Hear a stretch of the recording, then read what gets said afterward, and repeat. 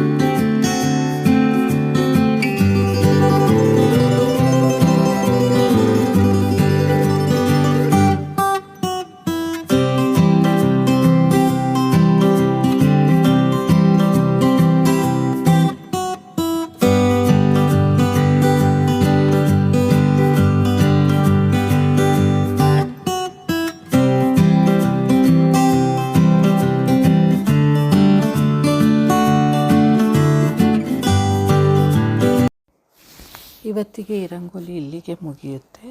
ಈ ರಂಗೋಲಿಲಿ ದೀಪ ಮತ್ತು ಫ್ಲವರ್ ಎರಡಿರೋದ್ರಿಂದನೂ ಇದು ಎಲ್ಲ ಸಮಾರಂಭಕ್ಕೂ ಸೂಕ್ತ. ಮತ್ತು ಹಾಗೆಯೇ ದೀಪ ಇರೋದ್ರಿಂದ ದೀಪಾವಳಿ ಹಬ್ಬಕ್ಕೂ ಬಿಡಿಸ್ಕೊಳ್ಳೋದಕ್ಕೆ ಚೆನ್ನಾಗಿರುತ್ತೆ. ಇದಕ್ಕೇನಾದರೂ ಕಲರ್ ಹಾಕ್ಬಿಟ್ರಂತೂ ತುಂಬಾ ಚೆನ್ನಾಗಿ ಕಾಣುತ್ತೆ. ಇವತ್ತಿಗೆ ಈ ರಂಗೋಲಿ ಡಿಸೈನ್ ಇಲ್ಲಿಗೆ ಮುಗಿಯುತ್ತೆ. ನಾಳೆ ಮತ್ತೊಂದು ಡಿಸೈನ್ ಜೊತೆ ಸಿಗೋಣ. ಅಲ್ಲಿ ತನಕ bye, take care, love you all.